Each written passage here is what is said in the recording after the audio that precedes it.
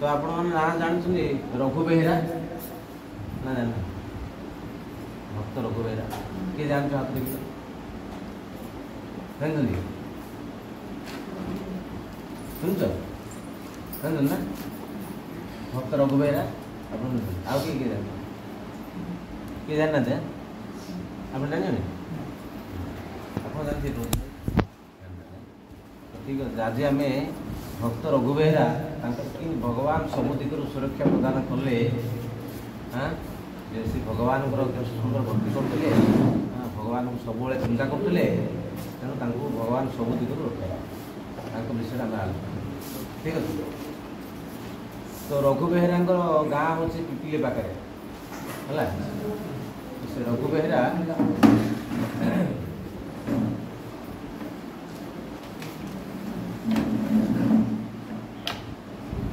जाति केउट थे केउट मान साधारणतः से वृत्ति हूँ माछ धरी सबुदिन से कौन करते राति पाइले माँ आ स्त्री परिवार 3 जन बेस ना स्त्री माँ आउ किए तो सी सबुदिन कौन करते सका उठिकी जाल धरिकी जाते पाखे नदी पिला से नदी में सी माछ धरुले माछ धरिकी आसिक गाँव से बिकुले से जहाँ पैसा जहाँ आसला परिवार एमती बहुत दिन बीतला दिने कौन है रथ यात्रा समय आसी पहुँचे आग काले कौन होता ना लोक मैंने सब रथ यात्रा देखापी सब पादरे चलते गाड़ी ना साइकिल गाड़ी तो नसला जी जुआड़े गले सब पादरे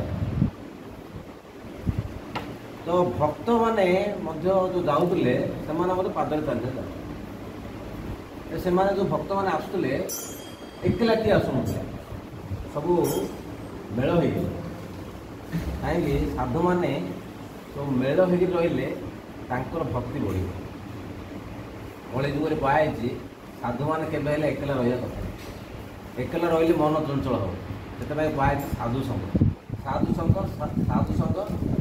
सर्वशास्त्र नवमात्र साधु संघ सर्वसिद्धि सब साधु संघ रहा तो से भक्त मैंने कौन करते जड़े जाते मिलमिशी जाते आउ कौन करते रास्ता देखुले जोड़े पानी सुविधा थी हाँ रही जनबसति थी भिक्षा मिल सब सब सुविधा देखी वृंदावन आसला पुरी बाटर रही रही आसले जोड़े सुविधा होता 3 दिन 4 दिन रही पुणी 3 4 दिन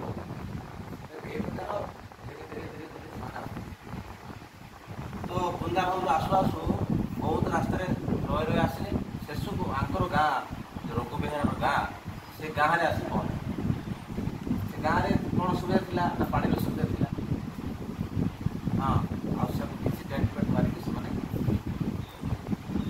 कौन करुले खाली रोते जमी आम ये बहुत मंगल आरती से मंगल आरती करुले दर्शन आरती करुले गुरु पूजा करुले हाँ भागवत सका भागवत पढ़ुले आमर ये सीना भागवत से कौन दिन जाक भागवत दिन जहाँ भागवत चलता आ किसी कम ना दिन जहाँ भागवत चलता सन्ध्या भागवत चलता कीर्तन 2टा काम कीर्तन आउ कथा हरिकथा आउ किसी ना से 4 दिन जाक से कथा ही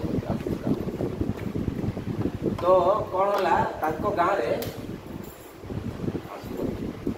जमी गाँव में आसी रही गाँव सब लोग गले शुणापी साधु मैंने आसु साधु मान हरिकथा शुणा आम बहुत कल्याण हम जानी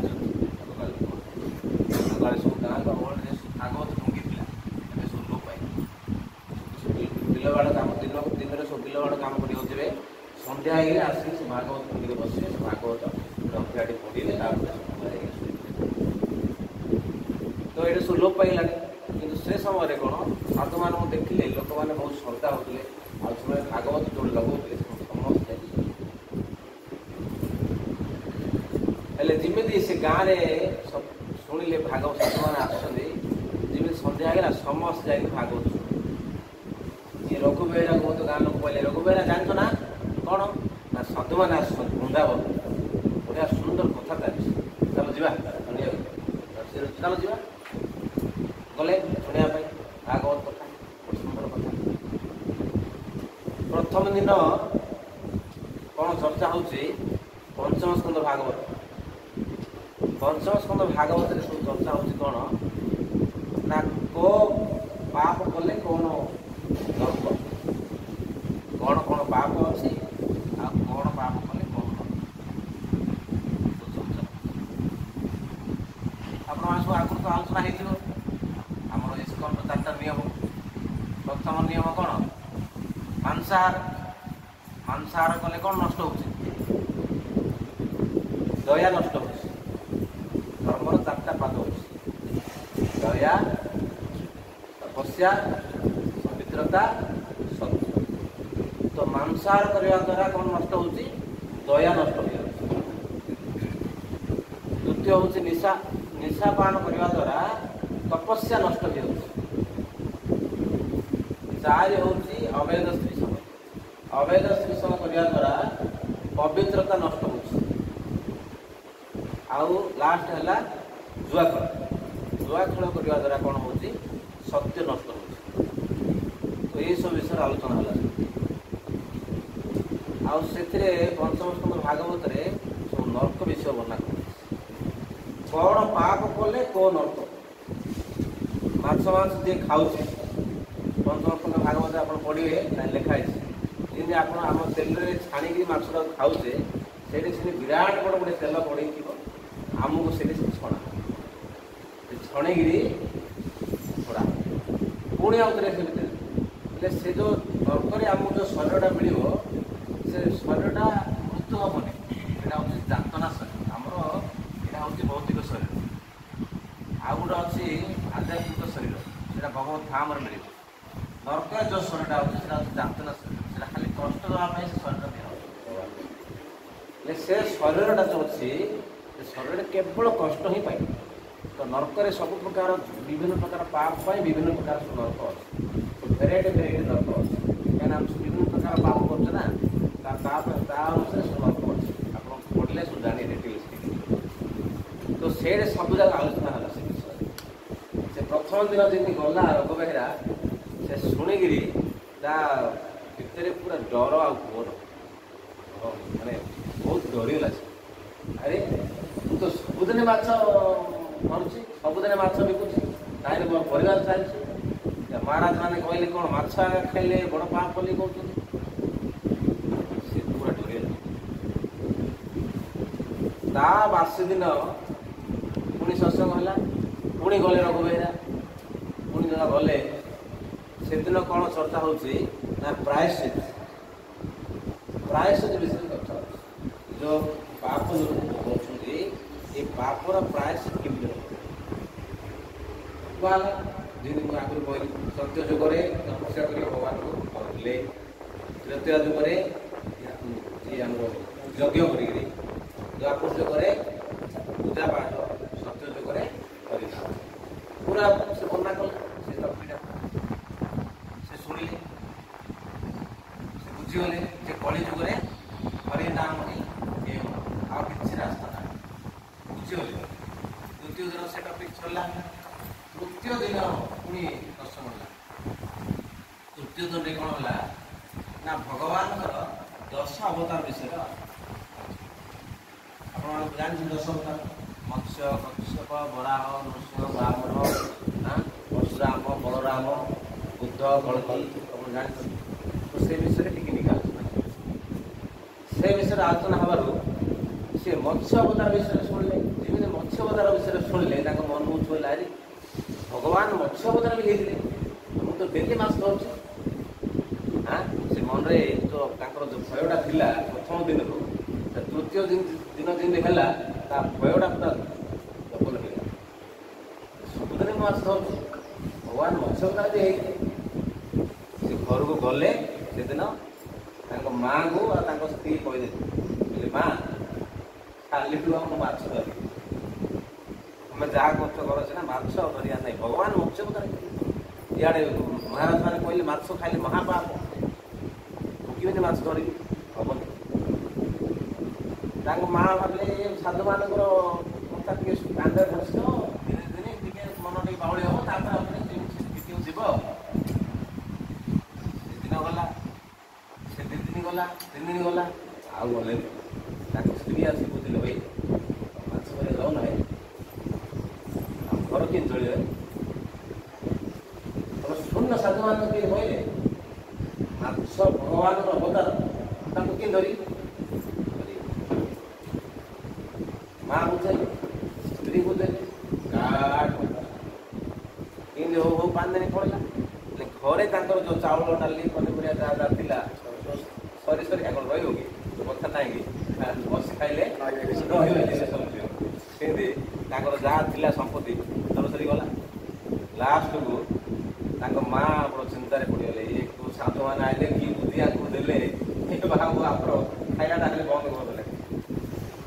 ସେ ଗାଁ ଲୋକକୁ ଡାକିଲେ, କହିଲେ ଆସ ଗାଁ ଲୋକ ଆସ, ସବୁ ସାହି ପଟେ ସମସ୍ତଙ୍କୁ ଡାକିଲେ। ବୋଲେ ଏ ଲୋକଟା ବୁଝନ୍ତି, ମୋ ପୁଅଟା ମୁଁ ତ ବାଇଆ ହେଇଯାଇଛି, କ'ଣ ମାଛ ଧରିବାକୁ ଯାଉ।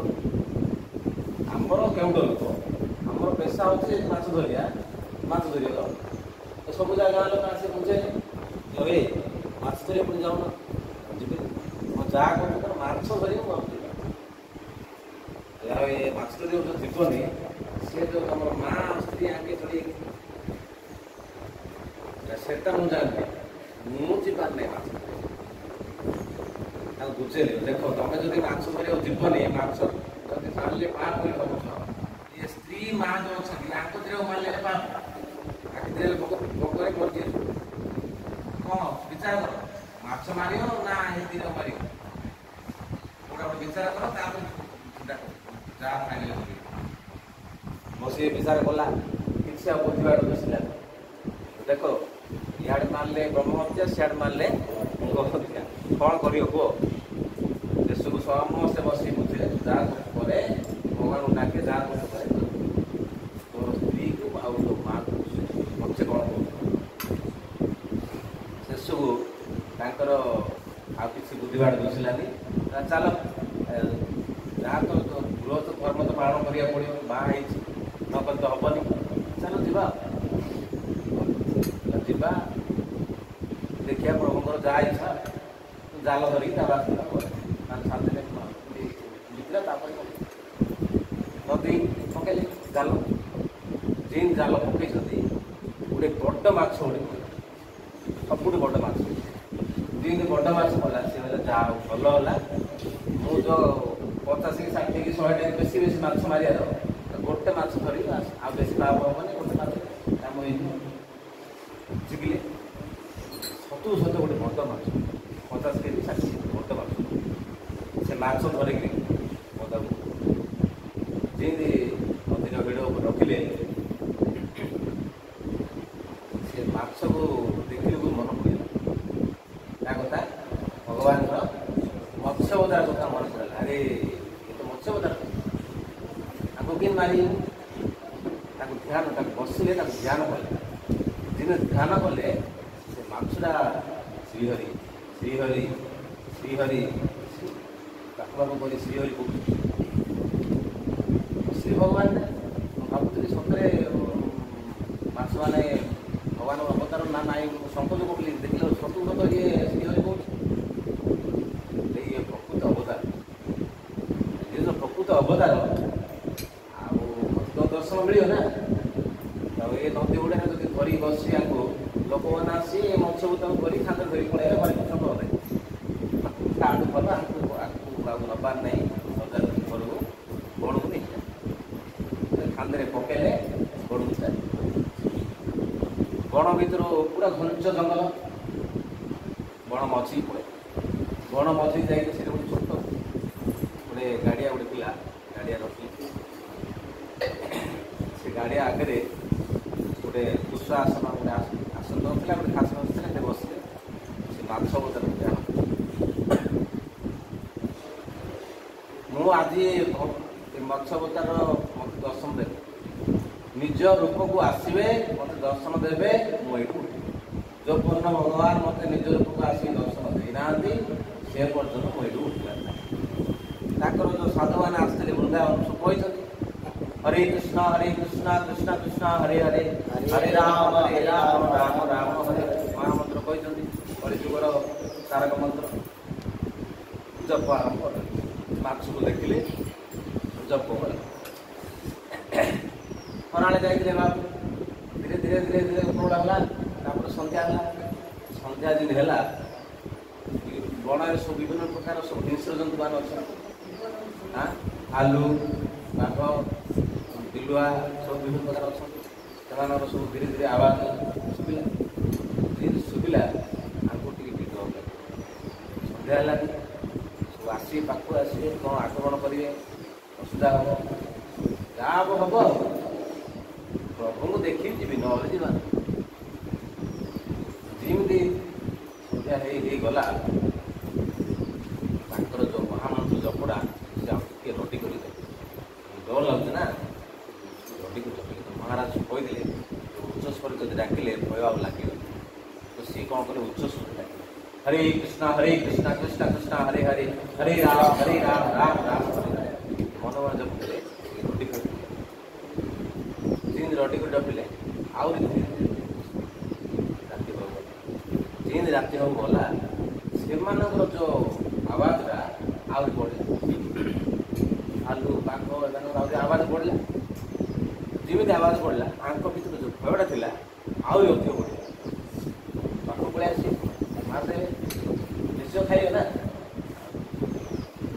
बना पा भर जीव मंदिर पाच आम बण भर अच्छे मैंने बाघ आस पाख धीरे धीरे धीरे जमी रास्ते बढ़ा लगे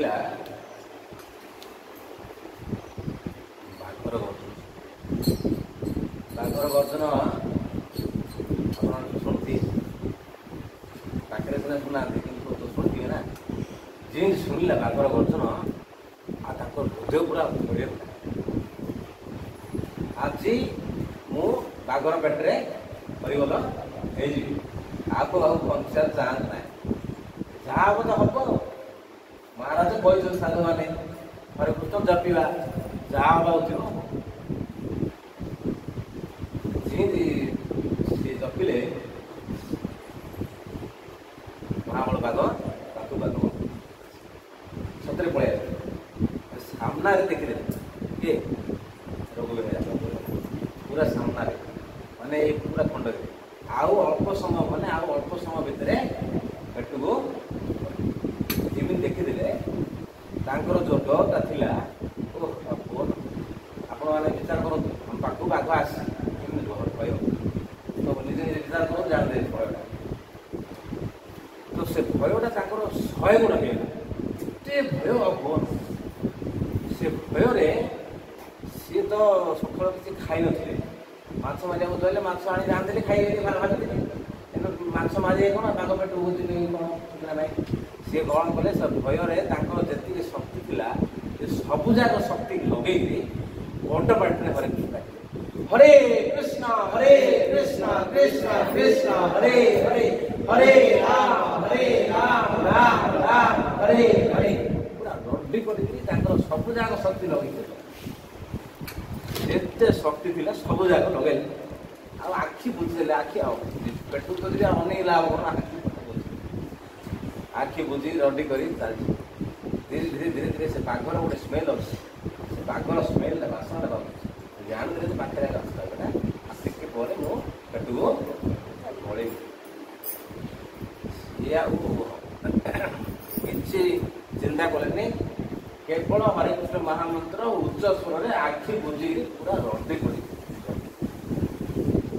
जी शक्ति थी सबू जाक लगे लगे से जपुन आउ बंद ना नॉन स्टॉप जप जपी जपी जपी जपी जपी आ बंद ना अनर्गल सबू जाक शक्ति लगे जपी जपी जपी चलती आखि बुझुन से बाहर को अनुना अनले सीना जना पड़े कौन घटना है अनुना से जपी जपी जपी जपी जपी सूर्य आलोक पड़ा सूर्य आलोक कौन पड़ा रात सारा जपुं से गोटे ध्यान रे भगवान नाम सूर्य आलोक दिन पड़ा आग पेट भीतर ना ପେଟ ଭିତରେ ପଳେଇଲି ବୁଝିଗଲି। ଭଗବାନ ରକ୍ଷା କଲେ ସତରେ। ତାଙ୍କର ଯୋଉ ବିଶ୍ୱାସ ଥିଲା ଭଗବାନ ପ୍ରତି, ଭଗବାନ ରକ୍ଷା କରିବେ। ଆମର ଏ ଶ୍ଲୋକରେ ଆମେ ଯୋଉ ପଢୁଛେ ଭଗବାନ ରକ୍ଷା କରୁଛନ୍ତି, ତାଙ୍କର ବିଶ୍ୱାସର ଡବଲ ହେଲା। ଭଗବାନ ଯଦି ବାଘ ମୁଖରୁ ରକ୍ଷା କରିବେ ଦର୍ଶନ କାହିଁ ଦେବେ? ବାଘ ମୁଖରୁ ରକ୍ଷା କଲେ ମାନେ ଦର୍ଶନ ଦେବେ। ଗୋଟେ ଦିନ ଗଲା ଆଜି ଆଉ ଘରକୁ ଯିବାର ନାହିଁ, ଆଜି ଭଗବାନଙ୍କୁ ଦର୍ଶନ କରିବି, ନାଇଁ ଘରକୁ ଯିବାର ନାହିଁ। ସେଇଠି ସେ ମାଛକୁ ଦେଖିକିରି ଗୋଟେ ଧ୍ୟାନରେ ସେମିତି ଯେମିତି ହବ ଚିନ୍ତା। ଗୋଟେ ଦିନ ପଳେଇଲାଣି, ସେଦିନ ଆଜି ଗଲା, ସେମିତି ହେଲା 2 ଦିନ ହେଲା ଖାଇନା, ସେଦିନ ତ ଗଲା, ସେ ପଳେଇଲା। ଆଜି ହେଲେ ସିନ୍ଧିଆ ସକାଳୁ ସନ୍ଧ୍ୟା ରାତି ସାରା ଆଜି ତାଙ୍କର ବିଶ୍ୱାସ, ଦୃଢ଼ ବିଶ୍ୱାସ ଯେ ଭଗବାନ ମତେ ରକ୍ଷା କରିବେ, ଦର୍ଶନ ଦେବେ। 3 ଦିନ ହେଇଗଲା, 3 ଦିନ ସେମିତି ହେଲା, ତାଙ୍କର ଟିକେ ବଳ କମିଲା, ସେ ରୋଟି ପୁଣି ଆଉ କିନ୍ତୁ ତଥାପି ଚଲେଇଛନ୍ତି। ତାଙ୍କର ଦୃଢ଼ତା ଜପି ସନ୍ଧ୍ୟା ହେଇଗଲା, ଭଗବାନ ବିଚାର କଲେ 3 ଦିନ ହେଲା ଖାଇ, ଆଉ ବେଶୀ ଦିନ ଏମିତି ନ ଖାଇବା ଏ ଭଳି ବଞ୍ଚି ପାରିବେ, କିନ୍ତୁ ଭଗବାନ ଯୋଉ ଭଗବାନଙ୍କୁ ସେ ଧ୍ୟାନ କରୁଥିଲା ସମ୍ମୁଖରେ ଆସି କହିଲେ, ରଘୁ ଆଖି ଖୋଲ, ମୁଁ ପଳେଇ ଆସିଲି, ମୁଁ ଶଙ୍ଖ ଚକ୍ର ଗଦା ପଦ୍ମ ଧରିକି ପଳେଇ ଆସିଲି, ଦର୍ଶନ କର ମତେ।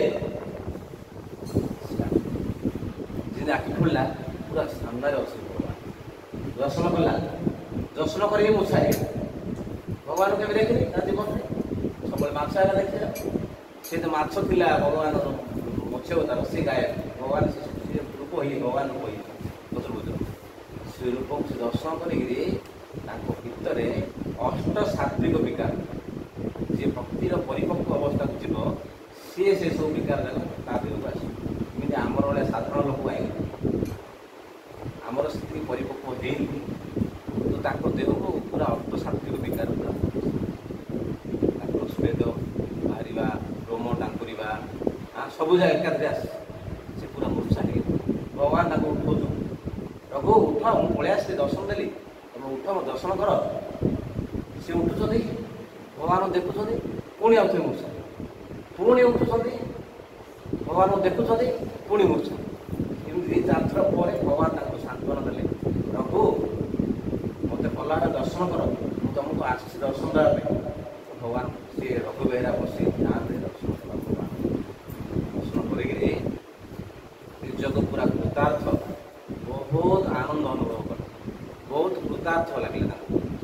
ତାପରେ ଭଗବାନ ତାଙ୍କ ଉପରେ ସନ୍ତୁଷ୍ଟ ହେଇକିରି କହିଲେ, ରଘୁ ମୁଁ ତମ ଉପରେ ବହୁତ ଖୁସି, ବହୁତ ସନ୍ତୁଷ୍ଟ ହେଇଯାଇଛି, କ'ଣ ବର ମାଗ ମୋତେ, ମୁଁ ତମ ସାମ୍ନାକୁ ଆସିଛି, ତମେ ଯାହା ବର ମାଗ ମୋତେ, ଯାହା ଇନ୍ଦ୍ର ଲୋକ, ସ୍ୱର୍ଗ ଲୋକ, ଯାହା ତମ ମନକୁ ଯାହା ଆସେ ମାଗ, ମୁଁ ଆସିଛି, ମୁଁ ତମ କର। ରଘୁ ବେହେରା କହିଲେ, ପ୍ରଭୁ ମୁଁ ତ ଆପଣଙ୍କୁ ଦର୍ଶନ କରିଦେଲି, ମତେ ଆଉ କ'ଣ ଦରକାର? ମୁଁ ତ ଆପଣଙ୍କୁ ଦର୍ଶନ ପାଇଲି କି ଏଇଟା 3 ଦିନ ହେଲା ନ ଖାଇକି ଡାକୁଛି ଆପଣଙ୍କୁ, ମତେ ଆଉ କିଛି ଦରକାର। ଭଗବାନ କହିଲେ, ସିଏ ତ ହବନି, ମୁଁ ତ ଦବା ପାଇଁ ଆସିଛି, ମୁଁ କ'ଣ ହେଲେ ଦେବି, ମୁଁ ଖାଲିରେ ତମକୁ ନ ଦେଇକି ଯିବି। ରଘୁ ବେହେରା କହିଲେ, ପ୍ରଭୁ ମତେ କିଛି ଦରକାର ନାହିଁ, ତମେ କ'ଣ ଦବ? କହିଲେ, ନା ମୁଁ ଦେବି, ମୋର ମାନ ରକ୍ଷା ପାଇଁ, ମୋର କଥା ରକ୍ଷା କରିବା ପାଇଁ ତମେ ମନରେ ଯାହା ଇଚ୍ଛା ଅଛି ମତେ ମାଗ। ରଘୁ ବେହେରା ଯେମିତି ଭଗବାନ ଯେମିତି କହିଲେ, ଠିକ ଅଛି, ଆପଣ ଜିଦ୍ କରୁଛନ୍ତି ଦେବା ପାଇଁ, ମତେ ଗୋଟେ ଜିନିଷ ଦିଅ। କ'ଣ ନା, ମୁଁ ଯେତେବେଳେ ଚାହିଁ ସେତେବେଳେ ଆସିବ ମୋ ପାଖକୁ, ମୁଁ ଆପଣଙ୍କୁ ଦର୍ଶନ ଯେତେବେଳେ ଇଚ୍ଛା କରି ମୋ ପାଖକୁ ଆସିବେ, ମୁଁ ଆପଣଙ୍କୁ ଦର୍ଶନ ଏତିକି ଆଉ କିଛି ଦରକାର ନାହିଁ। ଭଗବାନ କହିଲେ, ତଥା ତମେ ଯେତେବେଳେ ଇଚ୍ଛା କରିବ ତମ ପାଖକୁ ପଳେଇବ। ତାପରେ ତ ସାର୍ ହେଇଗଲା ତାଙ୍କ ଭିତରେ ଯେଉଁ ଆନନ୍ଦ ଆଉ କଣ, ଭଗବାନଙ୍କୁ ଦର୍ଶନ କଲେ, ଭଗବାନଙ୍କୁ ବର ପାଇଲେ, ଓ ଆଉ କୋଉ ଯେଉଁ ଖୁସି ଆଉ କଣ, ପୁରା ଆନନ୍ଦରେ ନାଚି ନାଚି ଗାଇ ଗାଇ ପୁରା ତାଙ୍କ ଗାଁ ଭଗବାନଙ୍କୁ ଦର୍ଶନ କରିଦେଲେ। ଆଉ କଣ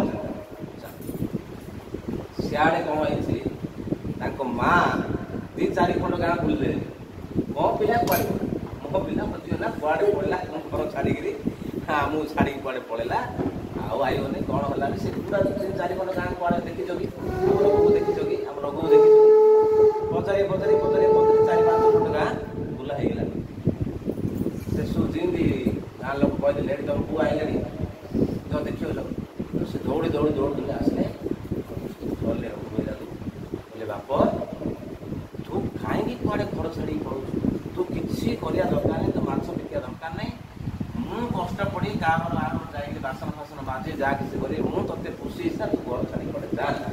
କାହିଁକିନା ମାଆଙ୍କର ଦେହ ସହିବ, ପିଲାମାନେ ଯଦି ଘର ଛାଡ଼ିକି ପଳେଇଲେ ମା ଯାହା କରୁଛୁ କରେ, ମୁଁ ତୋତେ ପୋଷି, ତୁ ମୋତେ ପୋଷେ ନା, ମୁଁ ତୋତେ ପୋଷିଛି ନା, ତୁ ମୋ ଘରେ ରହ।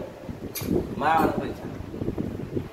ମା ଅକୁବେରା ଦେଖିଲା ମାଆକୁ, ମା କହିଲା ଖାଡ଼ା ଚିନ୍ତା କରୁଛ, ମୁଁ ପରିବାର ଚିନ୍ତା କରିବା ଦରକାର ନାହିଁ, ପରିବାର ଚିନ୍ତା କରିବା ପାଇଁ ମୁଁ ମୋ ପ୍ରଭୁଙ୍କୁ ଡାକିକିରି ସେସବୁ ହେଇଯାଇଛି ବ୍ୟବସ୍ଥା, ମୋ ପ୍ରଭୁଙ୍କୁ ଖୁସି ଆଉ କିଛି ଚିନ୍ତା କରିବା ହେଲା କ'ଣ ନା, ସବୁ ହେଇଯାଇଛି ବ୍ୟବସ୍ଥା, ଚିନ୍ତା କର।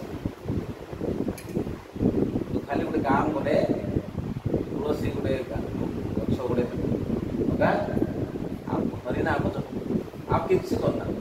ତାଙ୍କ ସ୍ତ୍ରୀ ହେଲେ କହିଲେ ତୁ ମାଳା ଜପ କରେ, ତୁଳସୀ ମାଳେ ଦେଲେ, ମା ଦେଲେ, 3 ଜଣ ଯାକ ବସିକି ଖାଲି ଜପ କଲେ, ଆଉ ଯାହା ଭଗବାନଙ୍କୁ ଭୋଗ ଲଗେଇ ହେଲେ ଖାଇବାକୁ କିଛି ନାହିଁ।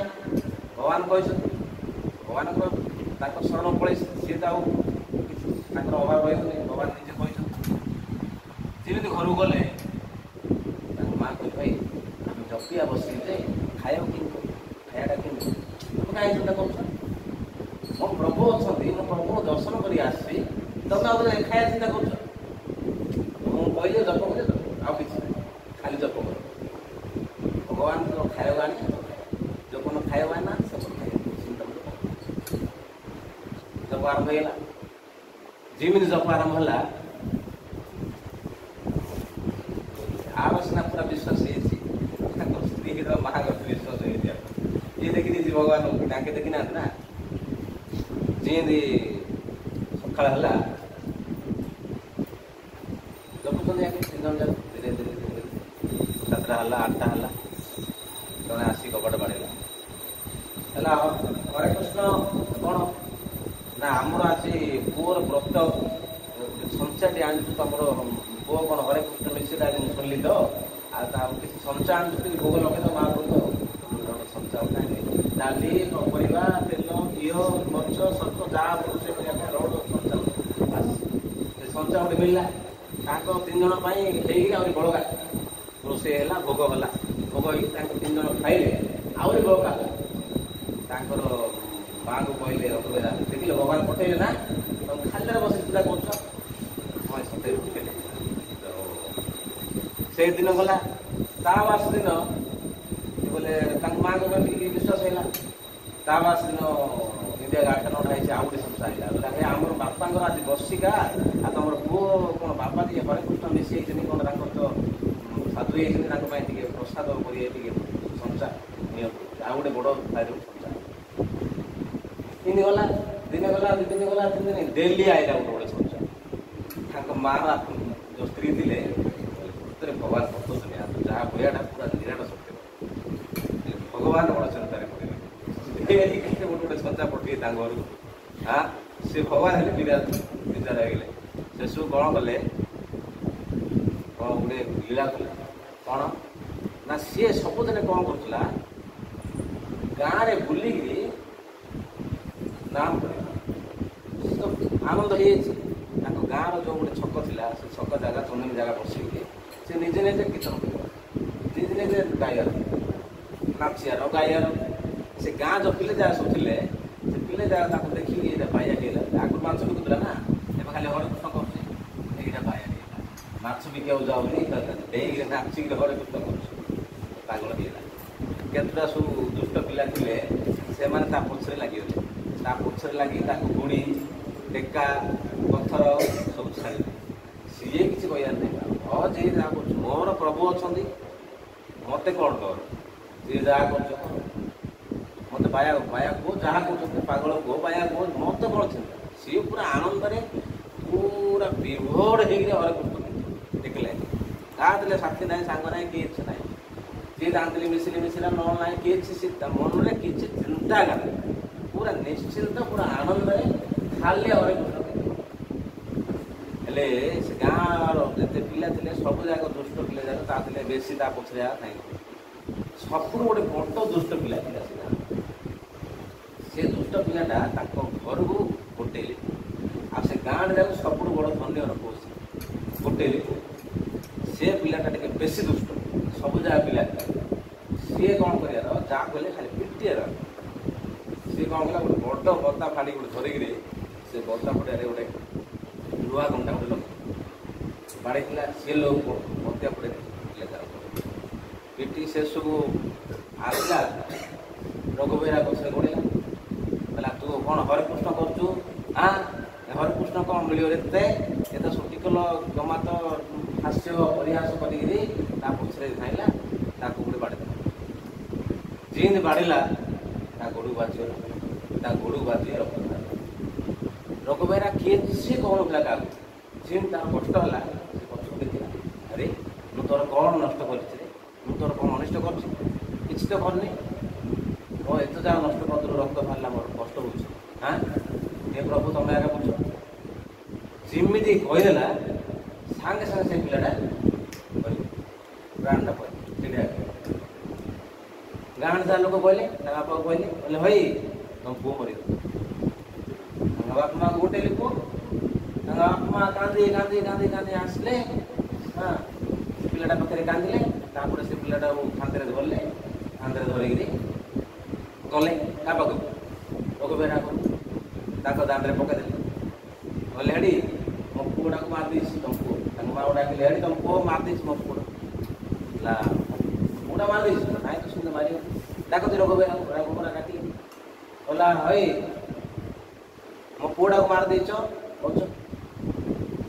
ମୁଁ ତ ମାରି ଯେତେ ପିଲା ଥିଲେ ସମସ୍ତଙ୍କୁ ଡାକିଲେ ରଘୁବୀରା। ସବୁ ଯାହା ପିଲା ଆସନ୍ତି ସମସ୍ତେ କୁହ ମୁଁ ଏ ପିଲାଟାକୁ ମାରିଛି। ସବୁ ଯାହା ପିଲା କହିଲେ ନାହିଁ ତମେ ମାନ, ତମେ ଖାଲି ପ୍ରଭୁଙ୍କୁ ଡାକିଲ, ପ୍ରଭୁଙ୍କୁ ଡାକିଲୁ ସେ ମରିବ।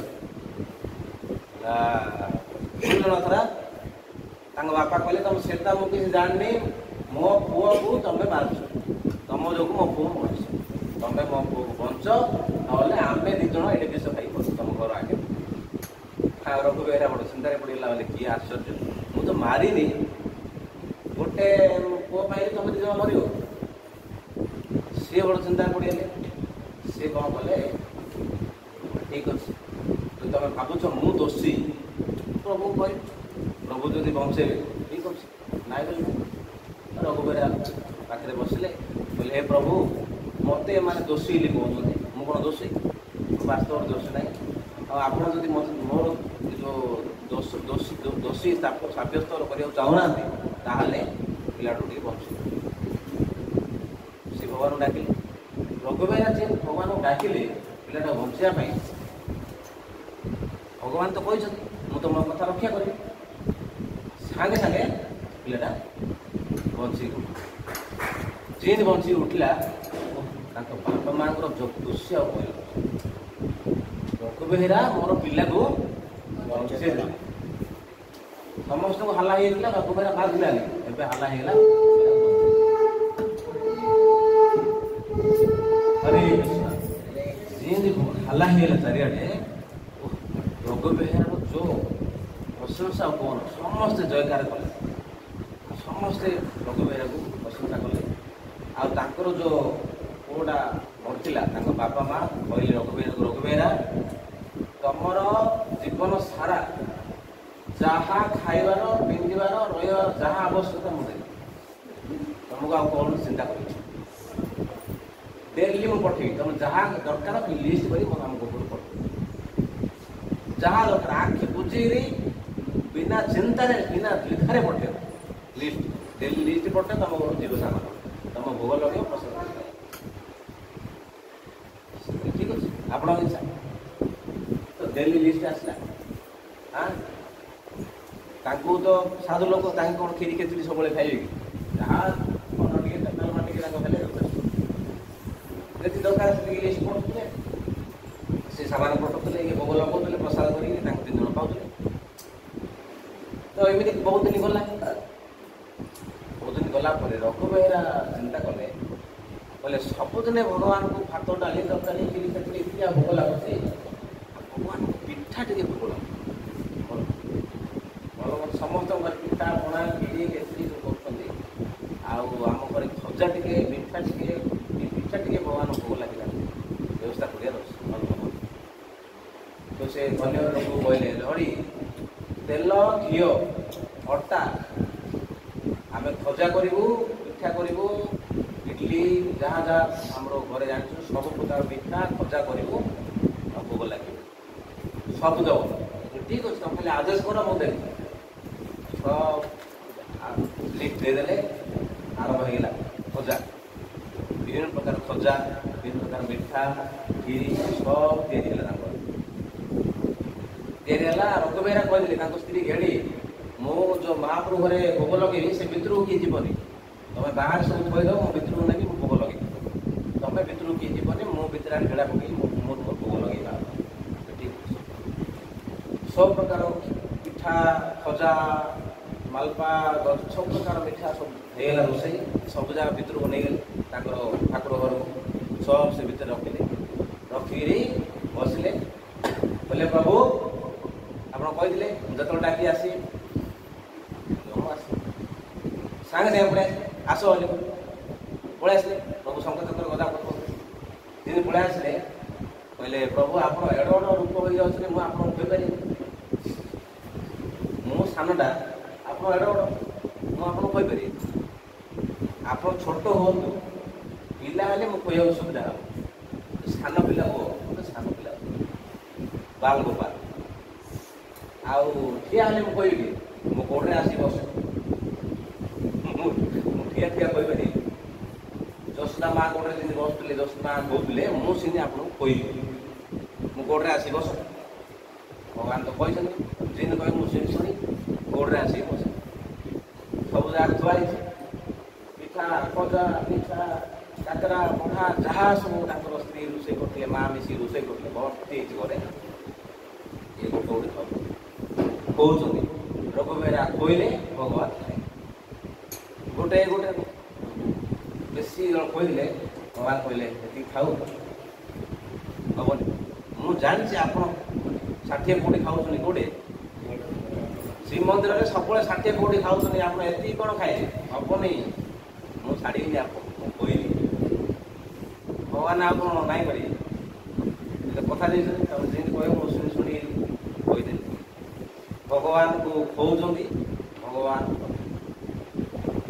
बंद हो ये कह कौन बंद करें गोटे पिला जब खाइब अधिक ता माँ बंद कर खाया पिला अधिक खाइब मो पिला अधिक खाइब सेमती रघुबेहरा चिंता कले मो प्रभु मुझे अधिक कह जी अच्छे आहरी कह स्त्री कहले आहरी रोसे कर सरला सरिया पूर्व रोसे कर रेडी करदेव सर्ट हेल्ले हेनी बंद कर हेनी रोसे भोग लगे भगवान कौन स्त्री रोसे चलती इे खजा पिठा भर्ती हो ठाकुर घरे ये कह भगवान खाई बंद नहीं नन स्टप भगवान कहते भगवान चलती सियाड़े कौन है घटना सियाड़ जगन्नाथ को बोला सियाड़ पंडा ने जो चलू कर जो भगवान पंडा ने भाविले कौन कौन दोष हो जगन्नाथ पाखे आमर कौन दोष हो भगवान आ ग्रहण करना भगवान गले राजा को कहले महाराज जगन्नाथ भोग ग्रहण करना कौन दोष कहले कौन दोष देख सब देखिले कौन किसी दोष नहीं जगन पंडा राजा समस्ते जगन्नाथ पाखे अध्याय पड़े ତାପରେ ଭଗବାନ ରାଜାଙ୍କୁ ଆଦେଶ ଦେଲେ, ସ୍ୱପ୍ନାଦେଶ କଲେ, କହିଲେ ରାଜା ମୁଁ ତ ଏଠି ନାହିଁ ଆଉ ଭୋଗ ଗ୍ରହଣ କରିକି ପଡ଼େ, ମୁଁ ପଳେଇଛି ଗୋଟେ ଗାଁକୁ, ଏଠି ଖାଇ ଆଉ ମୁଁ ନାହିଁ ଆଉ। କହିଲେ କୋଉଠି ଅଛ ପ୍ରଭୁ? ନା ମୁଁ ରଘୁ ବେହେରାର ଗାଁରେ ଅଛି, ଆଡ୍ରେସ୍ ଦିଅ। ଲେଖିଲେ ଏମିତି ଆଡ୍ରେସ୍, ସେ ଗାଁକୁ ଯିବ, ସେ ଗାଁରେ ରଘୁ ବେହେରା ମୋର ଭକ୍ତ ଅଛି, ତାଙ୍କ ଘରେ ରଘୁ ବେହେରା ମୋତେ କହୁଛି, ମୁଁ ଖାଉଛି, ଆଉ ମୁଁ ଆଉ ଏଠି ନାହିଁ ଆଉ। କିଏ ଆଶ୍ଚର୍ଯ୍ୟ, ଠିକ୍ ଅଛି, ନଗଦ ତ ହବନି। ରାଜା, ତାଙ୍କର ମନ୍ତ୍ରୀ, ତାଙ୍କର ଯେଉଁ ପାର୍ଷଦ ସମସ୍ତେ ପାଲିଙ୍କି କରିକି ରଘୁ ବେହେରାର ଗାଁକୁ ଆସିଲେ। ଗାଁ ଲୋକ ଦେଖି ଆଶ୍ଚର୍ଯ୍ୟ, ରାଜା ଆଶ୍ଚର୍ଯ୍ୟ, ପୁରୀରୁ କେବେ ଦେଖିନଥିଲେ ଜୀବନରେ, କିଏ ଆଶ୍ଚର୍ଯ୍ୟ କ'ଣ? ରାଜା ପଚାରିଲେ ରଘୁ ବେହେରାର ଘର କୋଉଠି? ନା ଆଜ୍ଞା ସେ ଗାଁ ମୁଣ୍ଡରେ ଲାଷ୍ଟରେ କେଉଟ ସାହିରେ ତାଙ୍କ ଘରଟା। ଚାଲ ଯିବା। କେଉଟ ସାହି ଗଲେ, କେଉଟ ସାହି ଯେମିତି ଗଲେ, କହିଲେ ରଘୁ ବେହେରାର ଘର କୋଉଠି? ନା ଆଜ୍ଞା ସେଇଟା ଗଲେ, ଦିନ ଦାଣ୍ଡକୁ ଗଲେ, ତାଙ୍କ ସ୍ତ୍ରୀ ପଳେଇଲେ, ରାଜା ଆସୁଛନ୍ତି, କେଡ଼େ ଭାଗ୍ୟ ଆମର। ସେ ପୁରା ଖୁସି ହେଇଗଲେ, ତାଙ୍କ ସ୍ତ୍ରୀ, ତାଙ୍କର ମା ସମସ୍ତେ ଖୁସି ହେଇଗଲେ। କୁଆଡ଼େ ଗଲେ ରଘୁ ବେହେରା, କୁଆଡ଼େ ଗଲେ? ନା ଆଜ୍ଞା ଭିତରେ ଭଗବାନଙ୍କୁ କହୁଛୁ, ଯେଉଁ ଡାକଛ? ନା ଆମେ ଡାକ।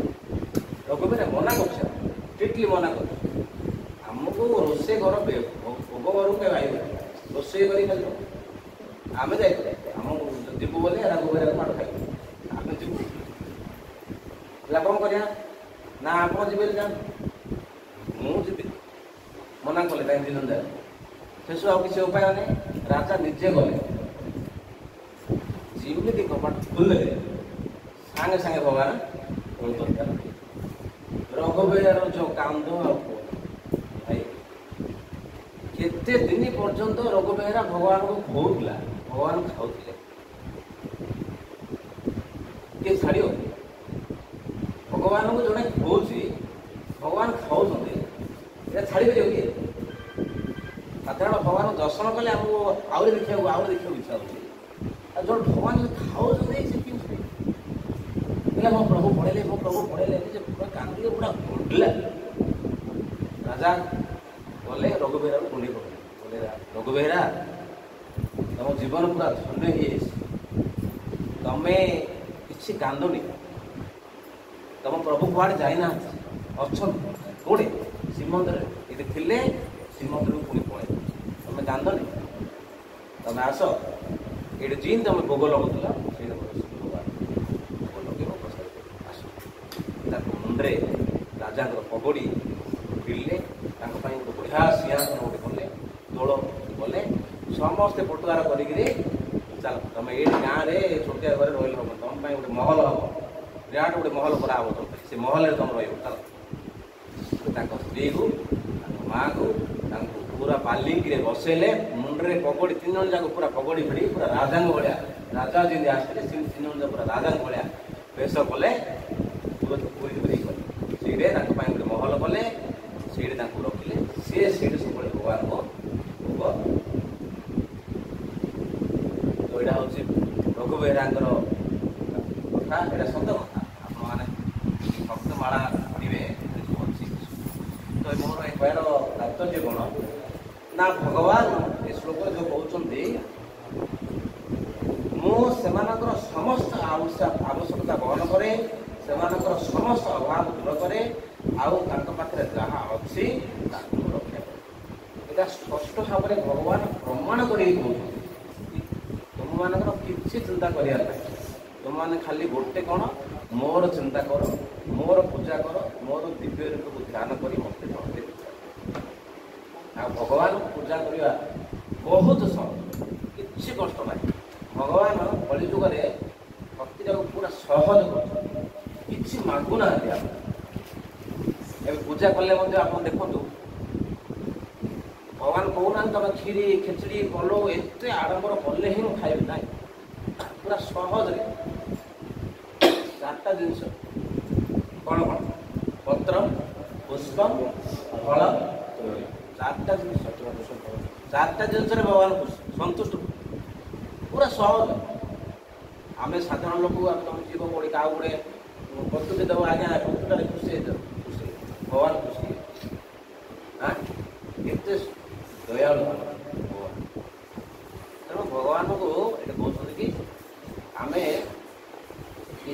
ଚିନ୍ता न करी निश्चिंत केवल भगवान को आमे भक्ति करवा आउ ताकर पूजा करवा ताकर नाम जप करवा। आपण तो आगु सत्संग शुणुच चार्टा जिनस जदि आम सबुदिन करवा ताले भगवान बहुत पसंद कौन कौन चार्टा जिनस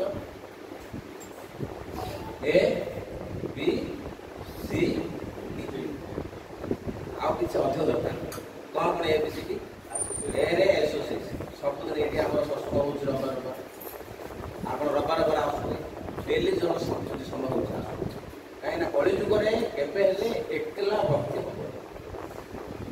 आप चिंता करेंगे मुझे घरे बाहर रखी भक्ति कला कली जुगे भक्ति करने साधु संघ निहत प्रथम है एसोसिएशन दुई हूँ बी बी कौन बुक रीडिंग प्रत्येक दिन गीता भागवत गोटे अल्प हो टिके गीता श्लोक दी कहीं पढ़ी जब न पढ़ा गीता भागवत ताहले आम भितर भक्तिर दृढ़ता आस आज हरे कृष्ण जपिदेवा काली जब कि मन मिले से हरे कृष्ण हाँ पाठशाला पढ़ टी फिल्म फिल्म देख ये सब मजा मिल ना ये हरे कृष्ण सब जपि जपि विचार पढ़ी प्रत्येक दिन नुआ नुआ नुआ नुआ तो द्वारा कौन लाभ हम पतन हम है दुई हूँ बुक रीडिंग तीन हूँ चाकरी अल्प हो गोटे हो तीन हो जी संभव जप कर माला प्रवचन रखिदे मागे ने जब किसी जप करनी गोटे तीन माला जी 16 माला कर करेंगे समस्ते मुझे भाव जप कर ना कि समस्त जप कर ना प्राय केत माला कर 4 माला कर 16 माला कर 16 माला वेरी गुड बहुत भल लगे तो सबुदिन किसी ना किसी 4 माला 5 माला जी आप समय बाहर जप सी डी हूँ डिटी वार्षिक आउ डी डाइट डी भगवान को सबुदिन पत्र पुष्पम फलम तेम 4टा जिन भगवान को पूजा करेंगे और जहाँ खाइबे भोग तो ये 4टा जिन जब सबुदिन करेंगे निश्चित रूपे भगवान आपन को सब प्रकार सुरक्षा करेंगे। हरे कृष्ण हरे कृष्ण कौन गोलबाल थे क्षमा करेंगे आउ कौन प्रश्न थे पचार पारे योग्यता ना तथा हरे कृष्ण।